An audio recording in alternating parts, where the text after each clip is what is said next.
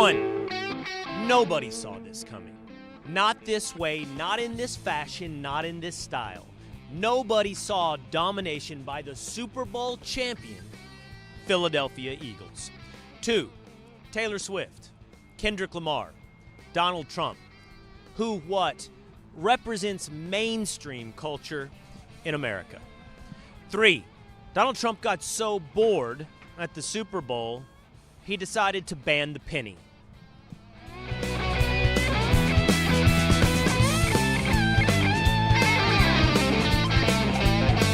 It is the Will Cain Show, streaming live at foxnews.com, on the Fox News YouTube channel, the Fox News Facebook page, always on demand, by subscribing at Apple or on Spotify if you're listening on one of the 36 terrestrial radio stations across this great United States of America.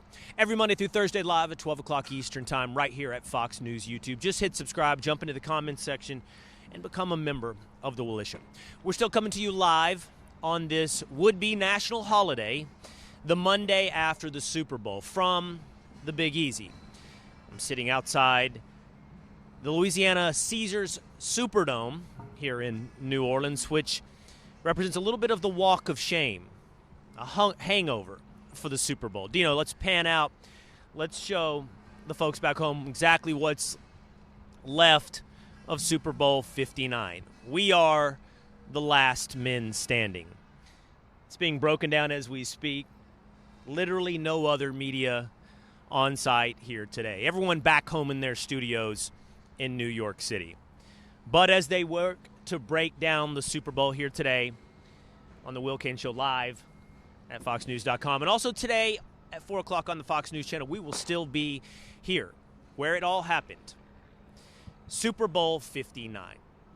Your champion, the Philadelphia Eagles. Let's bring in the boys in New York, the boys in Florida. It's painful, but I have a weird respect at this point for the Philadelphia Eagles. I don't know if you guys feel this way about your rivals. I don't know if you feel this way about the teams that you hate. But whether or not it's the Texas A&M Aggies or the Philadelphia Eagles, I come to respect their commitment, their passion, their unique devotion to their team. So I will tell you, I sat yesterday at the Super Bowl with my son in a section full of fans of Philadelphia, and I will come away from this giving them their flowers. That team is awesome, and that fan base is awesome. They're not my friends, you know. They're not my buddy, but that only increases the respect, that sense of rivalry. And they dominated the Kansas City Chiefs. It's almost like someone saw this coming on Friday's show, saying that they had a dominant offense. Yeah. I think somebody said that. We have a clip of Dan saying it on Friday's show. We have it in writing on my text chain at 5:25 p.m. yesterday. So I don't know what this whole no one saw it coming is. They looked great. I mean, it was off the start. They just looked more dominant. Patrick Mahomes looked off his game completely. I don't recall. I'm going to need some receipts. I don't recall that prediction. If you said the Philadelphia Eagles were going to win the Super Bowl, I will tip my cap. I did. I don't know. You predicted domination by the Eagles? No. You predicted domination. I said Eagles by 3, but I said the Eagles would win the Super Bowl, and I said Patrick Mahomes is a game manager, and he was going to have problems. And I called that. Eagles by 3 is not when you sit on I meant 30. I meant 30. today. I meant 30. Okay. Sorry. I meant 30. That's what I really meant. And I got This is my point. I don't think anyone saw not only this outcome, but this style of victory. I do not think anyone saw the way that the Eagles would win the game. If we went into the game and said that the Kansas City Chiefs would be able to keep Saquon Barkley in check, you would say that's a victory. That means Super Bowl champion Kansas City Chiefs. And Saquon Barkley, while he had his moments, I think he was over 100 yards in total yards, I believe, yesterday. But at no point in the game did you feel like Saquon Barkley was the difference maker for the Philadelphia Eagles. It was a victory driven by two things, and neither did I see a single analyst sit there and say, this will determine the outcome of the Super Bowl. One, Jalen Hurts. Jalen Hurts was an absolute stud. Wow. And he was a stud through the air. Yeah, he also ran for 77 yards, which is a Super Bowl record for a quarterback, but he was a stud through the air. And let's just take a moment and celebrate. I think everyone should celebrate Jalen Hurts. Think about this guy's personal story. Hurts was benched in the national championship game for Alabama. He was replaced by Tua Tagovailoa. Alabama goes on to win the national championship game. He transfers to Oklahoma. And every step of the way, including me, I think that Hurts was doubted. No one, and neither did I, say Hurts is a bad quarterback. But I didn't think he was a multiple read quarterback. I didn't think he was a Super Bowl level champion quarterback. And his resilience, his integrity, I think are something to be celebrated. I'm a big fan of Jalen Hurts. And two, domination by the Philadelphia Eagles defensive line. Just absolute domination. In the stadium as it's unfolding, you're like, wow, what's wrong with Patrick Mahomes? Well, it's pretty actually easy to diagnose in retrospect. I think this is the telling stat of the game. That the Eagles blitzed like twice in the entire game. They only blitzed Mahomes once or twice. Really? And they had an almost 50% pressure rate. That means 4 guys were absolutely in his face within seconds, and everybody else could drop back into coverage. And, Mahomes can do something in 2 seconds. Like, you give him 2 seconds, he'll find an open guy. There weren't open guys. I don't know what it looked like on TV, guys, but you could see it in the stadium. Like, I'm looking down film, like, I don't know where he's supposed to go. There's really not anybody. He wasn't on the top of his game because he did miss some guys here and there. Mm-hmm. But domination by the defensive line from Philadelphia.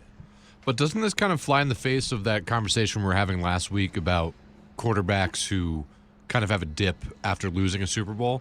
I mean, it's got to put him up there. Hopefully moving forward, he could still keep winning. But first guy since Elway to make the comeback. Yeah. Yeah, it makes him an exception. He's not in the category of, I don't know, Kerry Collins, of Jake Delhomme. And no insult to those guys. We just we know the history of Super Bowl quarterbacks who lost their debut. Jalen Hurts lost his debut. The vast majority of the time, they don't even make it back, much less win the Super Bowl. Now he's in really rare company to go back and redeem himself in the Super Bowl. Go ahead. What does this do for Mahomes' legacy now, though, moving forward? I mean, how do we look at him? I mean, he's still best. won, but 4th best. Okay. No. He didn't show up. I think it is. Brady. Peyton. I think it doesn't impact. I don't think it impacts his legacy at all. I'm going to see, because my suspicion is I'm going to have one big disagreement here, perhaps two. First of all, what do you think we're in? The first third of the book? Of the book of Patrick Mahomes. We're still in the first third. We're not even at the halfway point. That's a tough question. How much longevity Injury does is he always have? hard to predict. And he moves more. He's not a pocket guy. Oh, I mean, injury's always a risk, but he's not shown that kind of fragility. Look, Brady lost the Super Bowl. I mean, we talk about the 7 victories. I don't think this is going to end up impacting where we rank Patrick Mahomes. So the rebuttal really quickly comes from first. You have 10 seconds, Young Establishment James, as a New England Patriots homer. I think Tom Brady lost 3 Super Bowls by 1-possession games. Each of them were lost by inches, and now Mahomes has gotten blown out in the Super Bowl twice. I mean, it's like Jordan and LeBron here. You can make the argument that Mahomes is more talented, but he gets killed in the big game. I don't think the Tampa one counts as a blowout. Yeah, this is a blowout, absolutely was a blowout. Is on his resume. 31-9? All right. They got killed in that game. Mike's off. 10 seconds, tinfoil. I think that... I think I've lost my audio. You what? Oh, okay. I just think that, like... Go ahead. I think that we overvalue, like, a small portion. A lot of people have had really big... Like you look Sterling Sharp. He had a very brief career and was out of the NFL, and still made the Hall of Fame, luckily for him. But you just never know what the rest of somebody's career is going to be like. And, I think we're inflating that. And I think that's fair because one of the things we've done is we've normalized Tom Brady. And he's not normal. To be that great for that long into your 40s, we have to give a little bit of a respect as well to somebody like Drew Brees, without the championships in multiple quantities, played at that high level for a long time.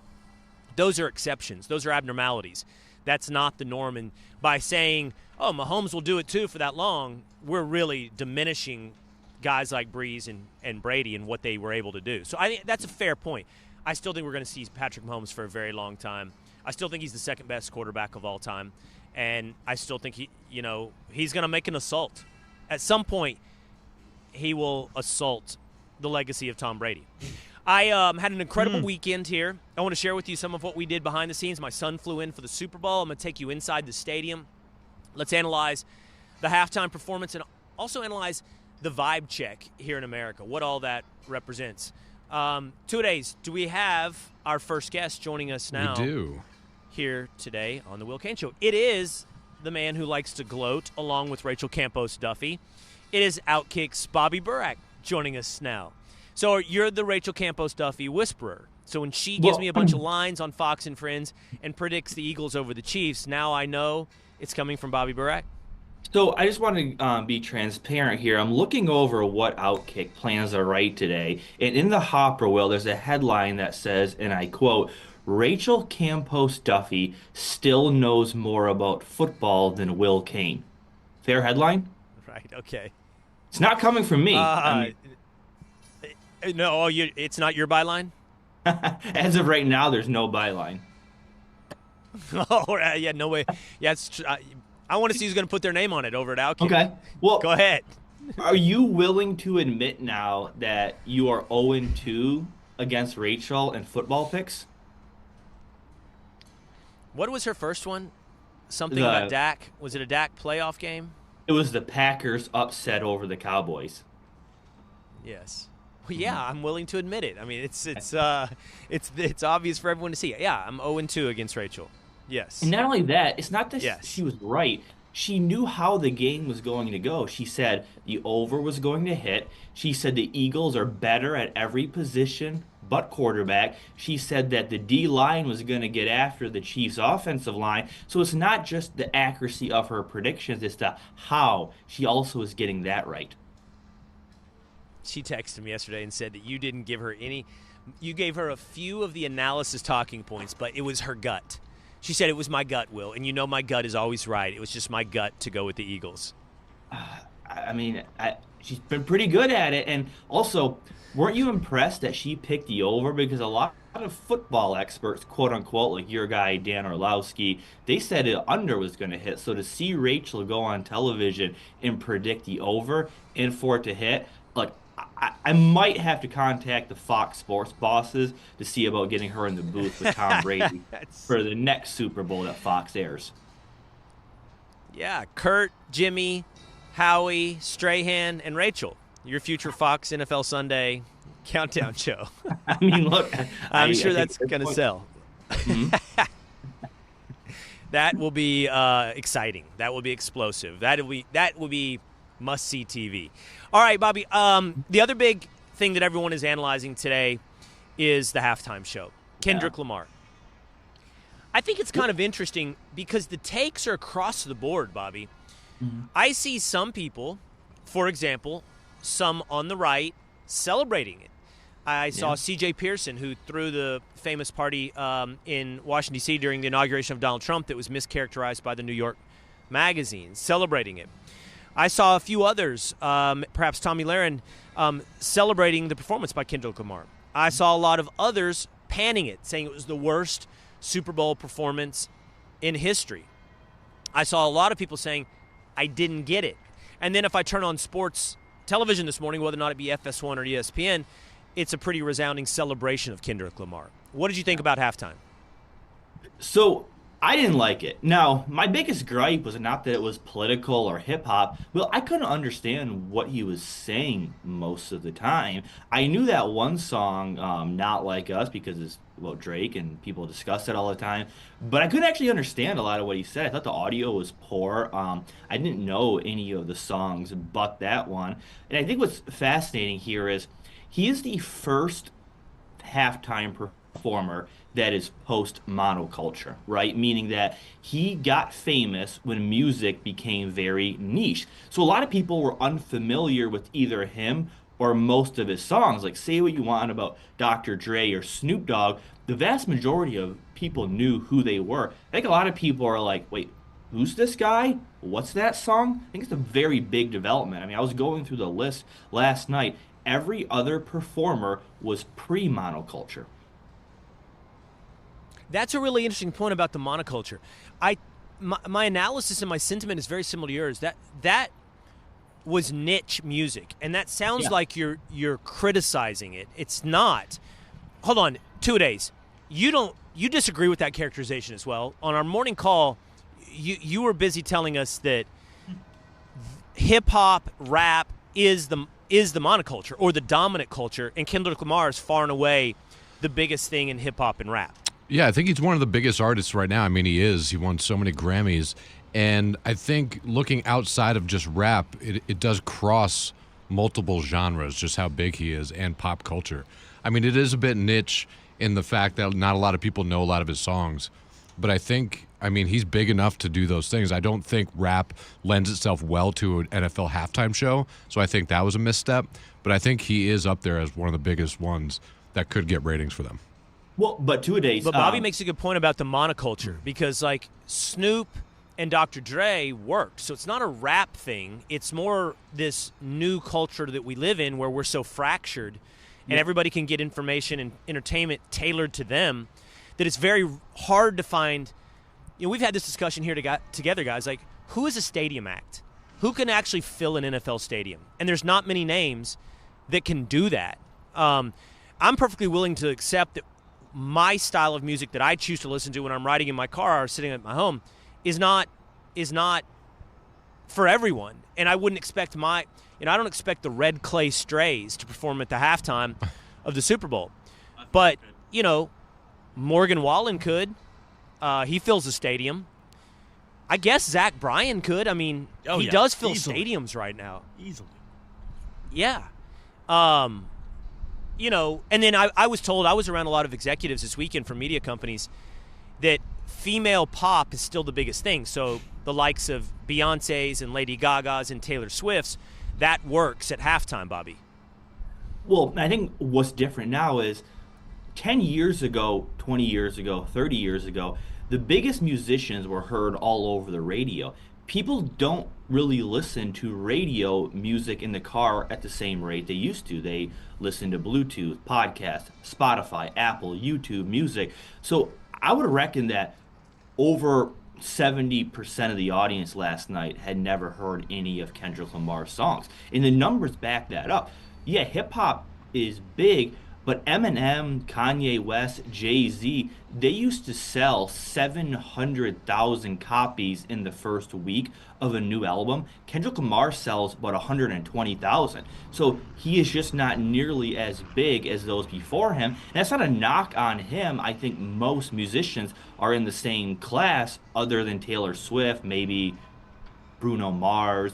But the majority of active musicians right now, they have fractions of audiences, and I think it's going to make it very difficult going forward. Dan, could Kendrick Lamar fill MetLife in New York? Could he fill SoFi in L.A.? Absolutely. Yeah. No, You think that those stadiums, and I've been to two of those in this past year. I've seen Morgan Wallen at MetLife. I've seen Zach Bryan at AT&T in Dallas. So you're talking about stadiums that hold 80,000, right? Full capacity, but it's a concert, so you lose the backside of the concert. Mm-hmm. So you're talking about 65,000 people, something like 60,000.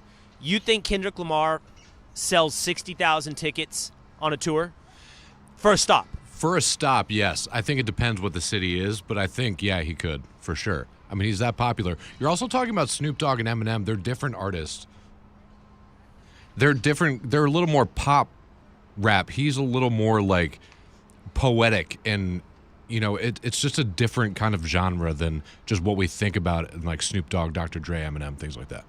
I want you to fact check that okay. While you're doing that. Sure. I want you to look up Kendrick Lamar's last tour. Like, was he doing football stadiums? Basketball stadiums, I accept. 20, 30,000 people, I accept. I want you to fact check if he's filling football stadiums. I didn't get the controversy, Bobby, and it has something to do with not being able to understand with what he's saying either. Like, I didn't get it. Like, some people seem to think it was this rebuke of Trump or the rebuke of the movement of American culture. If it was over my head. Yeah, well, I think him as an artist, maybe, but I didn't see it last night. No, I didn't actually understand the Samuel L. Jackson part, honestly, where he was dressed like, I think, Uncle Sam. Wasn't sure. Maybe that's me. Maybe other people did. No, I just couldn't understand the songs. I didn't know any of the songs but the last one, where, like, last year, what is Rihanna? I knew most of her songs, so I'm just like, don't know this one, don't know that one. This football game really sucks. I'm not even excited for the third quarter. So overall, I was not impressed by anything last night other than the Eagles' defense. Go ahead, Dan. So I looked it up. So he's going on tour. He's doing a stadium tour. So he's doing with SZA, U.S. Bank Stadium, NRG Stadium, AT&T Stadium, Mercedes-Benz Stadium. Every place he's playing is a stadium coming up. MetLife, Gillette, everything. So, yeah. Well, I stand corrected then. I mean, it wasn't for me. And you guys know I went through my rap evolution, my rap education. Yeah. We've talked about that. My sons, I tried to sell them on like Snoop and Dre being the top of the art, and they were like, no. And they were like, it's so much better. I played it for them, and they were like, it's flat comparatively to what's happening now. And they played me Kanye, and I immediately got it. I was like, oh, this is a higher level form of art. And so I'm willing to accept, even in that context, people say Kendrick Lamar is one of the best. They all say that. It's just not necessarily for me, because I can't understand what he's saying. Do you think, Bobby, let's talk about the vibe for a moment. So I want to enter two pieces of evidence on the vibe. Yeah. So first, there's you said you weren't entertained. I actually was in stadium. It was a really entertaining in-stadium experience. Right. I'm not being a company man by saying I think Fox, because I was in Las Vegas last year as well for the Super Bowl. Fox does it really well. Like the Bradley Cooper introduction, the John Hamm introduction, the in-stadium videos that they play, it keeps it moving. There's great energy. And that's hard because sometimes the Super Bowl can go flat in person because of the long and frequent commercial breaks. But it was really well done. And you kept thinking there'd be a Mahomes comeback at some point. But one of the things they do is they flash people up, celebrities up on the video board. And I know you know this, and probably everybody watching does as well because it was on social media. This is what happened when they showed Taylor Swift.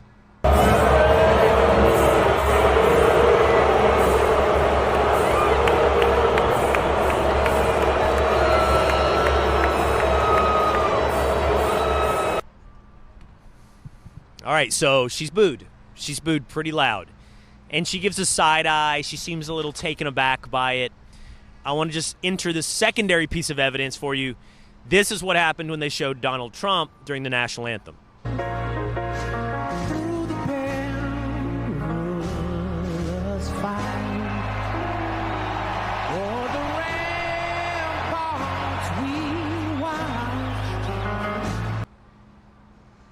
Huge round of cheers for Donald Trump. I saw some people on X saying that, was it booze or was it? There was not booze. There was not booze. I was there. It was cheers.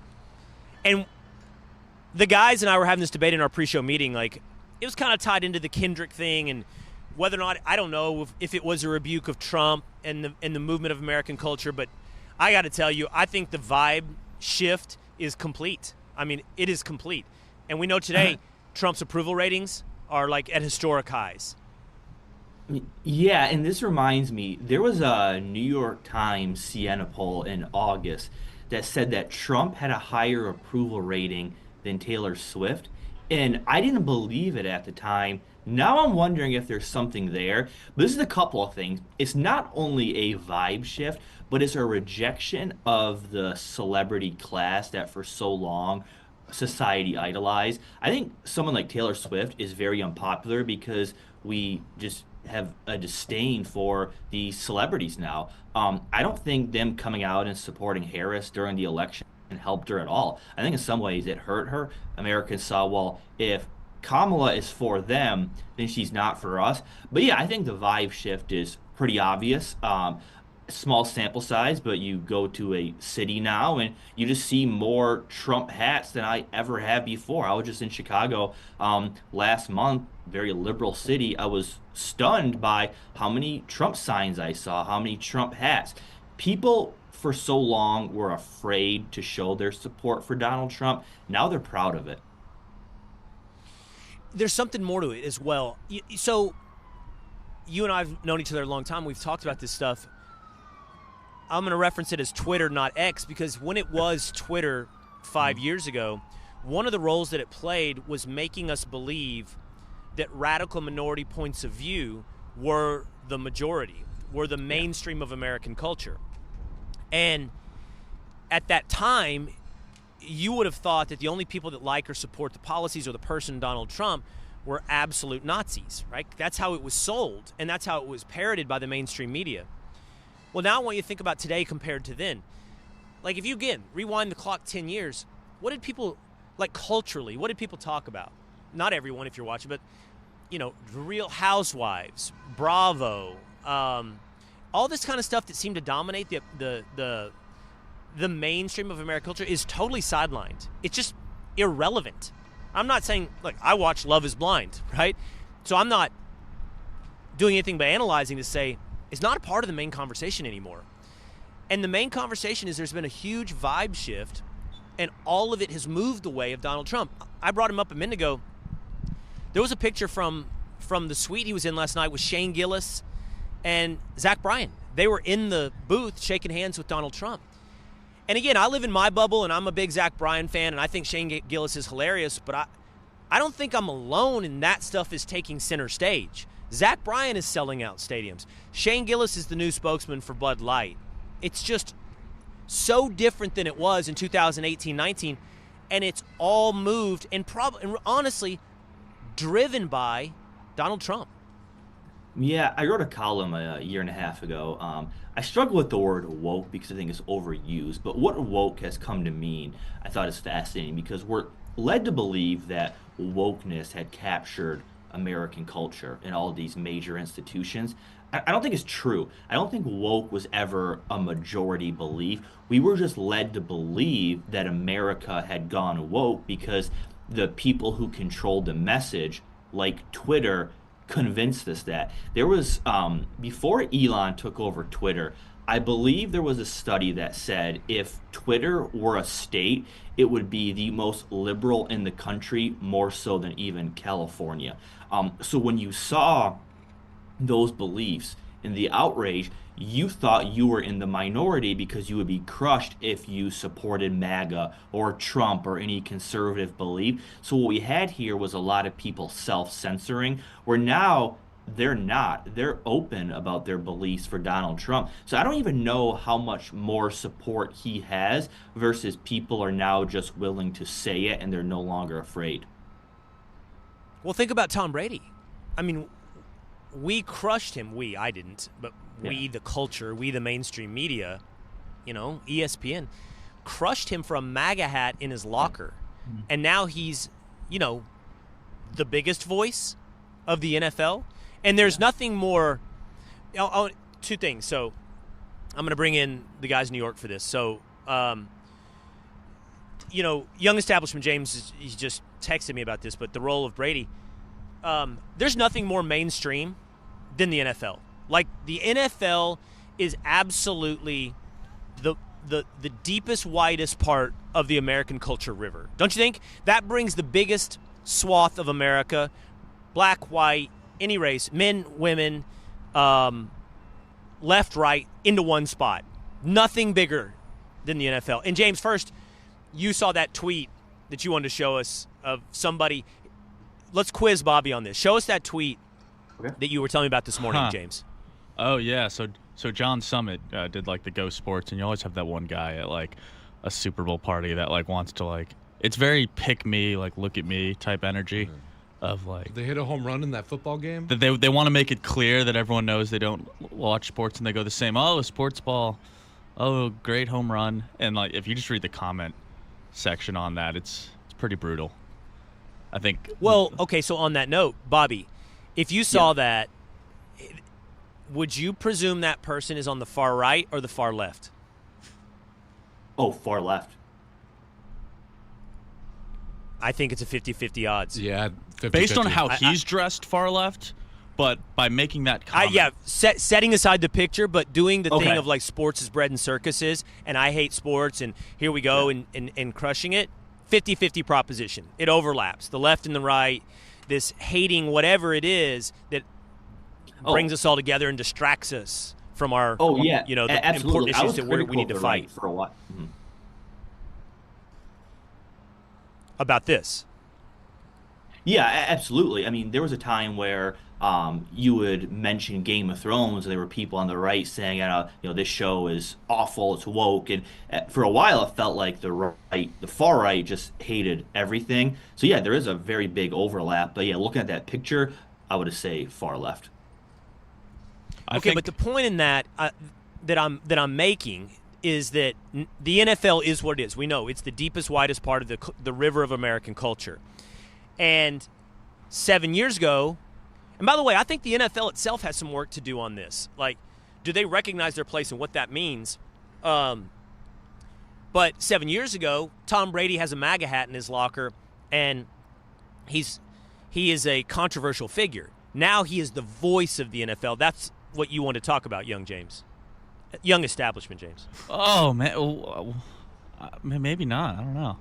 I thought we got rid of that. But yeah, no, I think there's. No. I mean, Brady was one of Trump's oldest friends, and he puts that hat in the locker like the week after the announcement. And I think there was definitely a dynamic where I think he kind of took it back and realized like, oh, like if I do this, suddenly I'm 50-50 at best instead of being 95-5. And he did kind of walk it back, but quietly, it's not like he's stopped liking his friends or supporting it, but there really is that kind of parallel between Brady and Trump where they both had their first term, their first couple Super Bowls. They had their wilderness years that of like, oh, this is really hard and getting it back there. And they both kind of have this second term, second dynasty where they're now just kind of cemented into the American everything. And I don't think, Bobby, the left I don't think they've yet learned their lesson. Like, this is a cultural backlash, but it's a pivot and a backlash back to what is actually mainstream. I think they're not done with woke.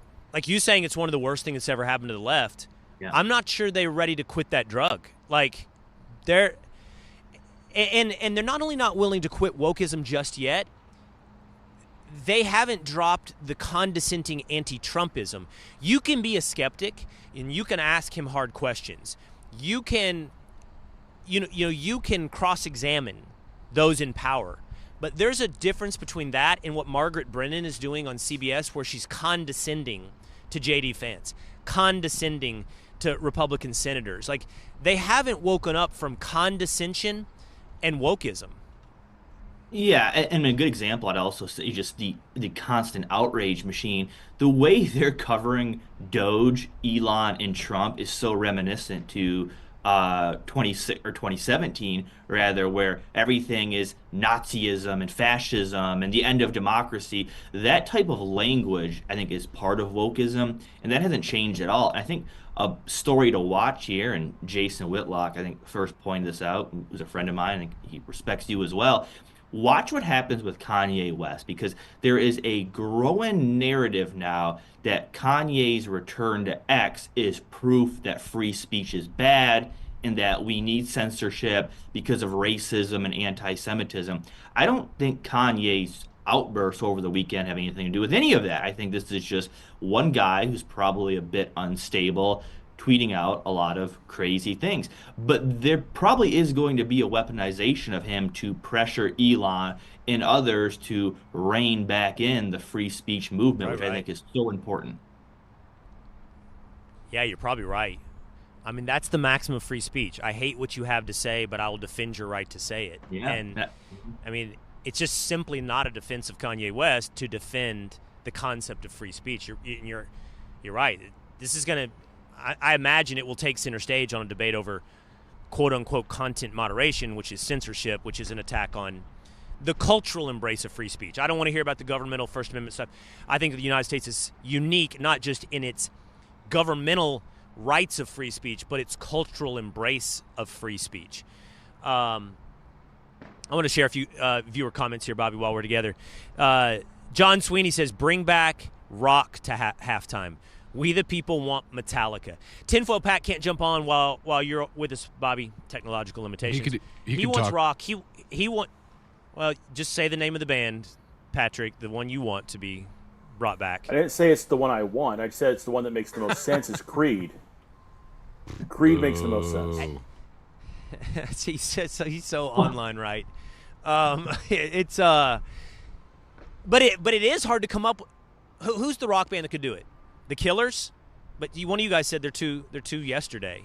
Oh, Killers would be awesome. Hey, when you're in the stadium, they play music during commercial breaks. That's part of what they do. I can tell you when the crowd gets up. Okay, the Killers, they got up. Everybody started singing. Sweet Caroline, everybody is singing it. Bump, bump, bump. I think you need to get songs that people are ready to become participatory with. This was the genius of Queen. Queen was one of the biggest stadium rock things there ever was because it was a two-way street.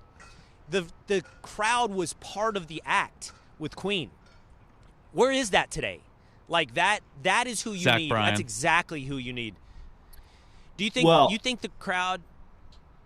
Yes, I love Zach Bryan and I acknowledge he's selling out stadiums. I think if Zach Bryan were the halftime show, there would be a significant chunk of the audience watching the Super Bowl be like, I don't know who this guy is and I don't know a single song. I still think there's a big chunk of people in America that would probably feel that way about Zach Bryan. They should learn. Go ahead, Bobby. Well, hold on. I think everybody's missing the point here. The Super Bowl halftime show is not for us sports fans. It's for people who don't watch sports. The problem with rock is there's too much crossover with sports fans now, right? You want like a 12-year-old girl to watch the football game halftime, so you bring in like Kendrick Lamar. I think business-wise, everybody here is missing the point. Yeah, that's a good point. Who's it for? I want to go back to the comments. Ed DeRuza says the way the Eagles played, you could have had Brady, Montana, Rodgers, or any other quarterback, and they would have had the same result. I actually totally agree with that, Ed. That's why it's not necessarily an indictment on Mahomes. It would have happened to any quarterback. Betty Chick on YouTube says they were booing Trump. No, Betty. Sorry. I was there.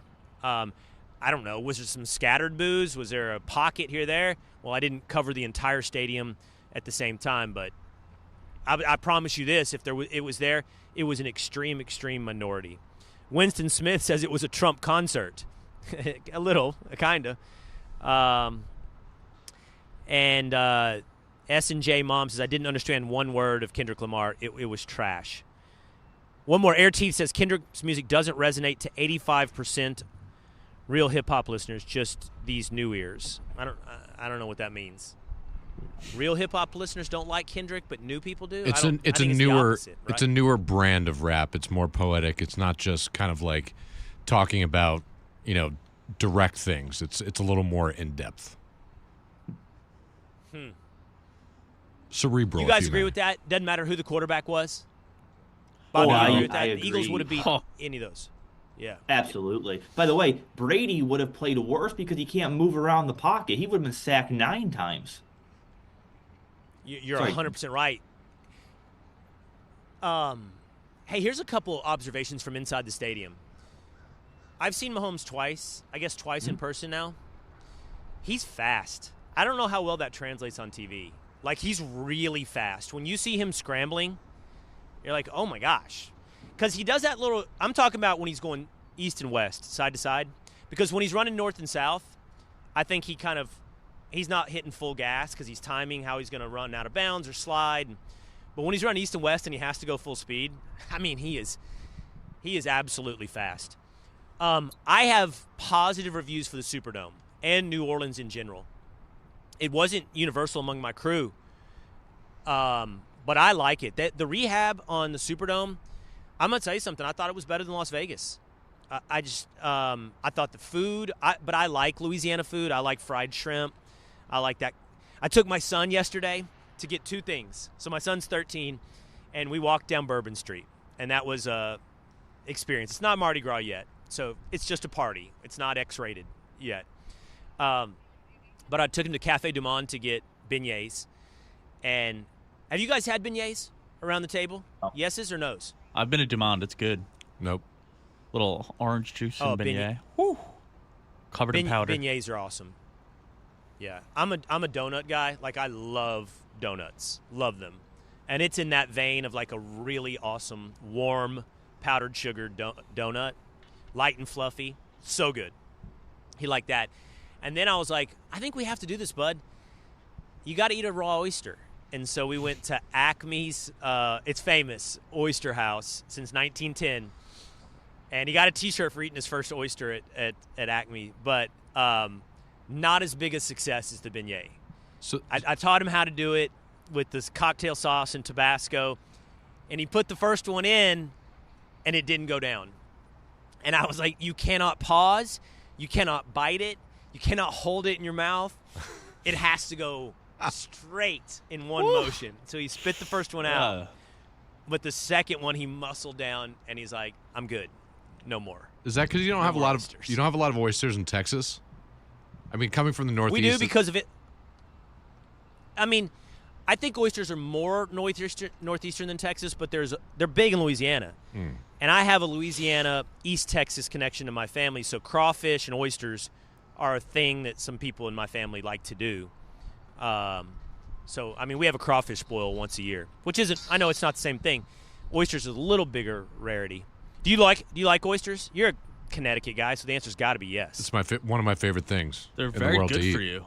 I could put down like 15 of them in a dinner. A lot of nutrients and protein. Have you ever gotten sick off them? Because I hear that horror story too many times. That I'm more like a 2 or 3 oysters guy. I do feel like you're tempting fate. You are. I have not, and I think it would ruin it for me. So I really hope that doesn't happen. That's why you don't do 15, Dan. Bobby, you're from Wisconsin. Have you ever had oysters? No, I'm not from Wisconsin. That's a false rumor, though. By the way, just to clear that. Michigan. Yeah, Michigan. That's why I make sure because I see people write that. Upper Peninsula. Not true. Michigan. No. Upper Peninsula. No, lower. Okay. Just have the Wisconsin accent. I knew it was backwoods. Yeah. No oysters in Michigan. No. We more are like frozen shrimp and lobster. Frozen shrimp. So back to game day. I know it sounds like I'm a homer, and I've probably said this. AT&T, 20 years old. It's a top 2 stadium in Dallas. I haven't been to SoFi, but it looks awesome on TV, and I'm going to bet it's number 1. And Minnesota's up there, but the things I'm talking about are like big bathrooms. You don't have to wait in line. Big corridors, so that when somebody's standing in line for food, they're not blocking it so no one else can walk down the corridor. You know what I'm saying? When you get those choke points. And just nice. Superdome's good, but those stadiums, I don't know why you would build one like in Las Vegas now without big bathrooms, without big corridors. It's an absolute necessity. Awesome. It looks awesome on TV. Yeah. All right. So I think it was. I didn't hate. You guys all have worse reviews for the game, I guess, because it was a blowout. I kept feeling like Mahomes was going to come back at any point. Not till 27-0. That's when I said it's over. I thought after the pick 6, I thought that was when I was like, all right, 3 possessions, this one's over. Yeah, it was really hard. It was really hard to get the wife into this one with 24-0. She's like, I just feel really bad for the Chiefs. I just feel so bad. I'm like, they'll be okay. Relax. Don't worry about it. Yeah. I thought it was a good watch because it was something that we've never seen a defense contain them like that before. Yeah, so as a football fan, it was like, wow, this is something to see. It's good football. Yeah, I agree. I thought it was entertaining. I don't think we're on the verge, Philadelphia fans, of a dynasty. I don't think that's what we're looking at. Nobody thinks that, right? Oh, I do. I do.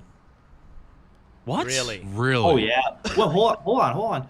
Let's look at this team. Jalen Carter, he's in his second year. Quinion Mitchell, Cooper DeJean, rookies. Jalen Hurts, still very young. A.J. Brown, Devontae Smith, under contract for more years. That left tackle is arguably the best in the NFL. The new center, young. This is a young team that's loaded. Moreover, they have the most aggressive GM, Howie Roseman, in the NFL. Anything they lose, he will just fill going forward. I think they should go in the next season as heavy favorites. Think about this, guys. The Eagles have not lost with Jalen Hurts since September. This is one of the more impressive teams in the past 10 years. You know, You make a really good point about Howie Roseman. He deserves a ton of credit for the way he built that roster, and he's done it several times now, like different versions of the Eagles. I think there's more parity in the league. I think your Lions are legit. I think your Lions could be a problem in the NFC. You don't. I think the Commanders are going to be legit. I think they're going to be a problem as Jaden Daniels gets better and better. I'm not taking away from the Eagles. I think they're good, but I think there's going to be competition that keeps it.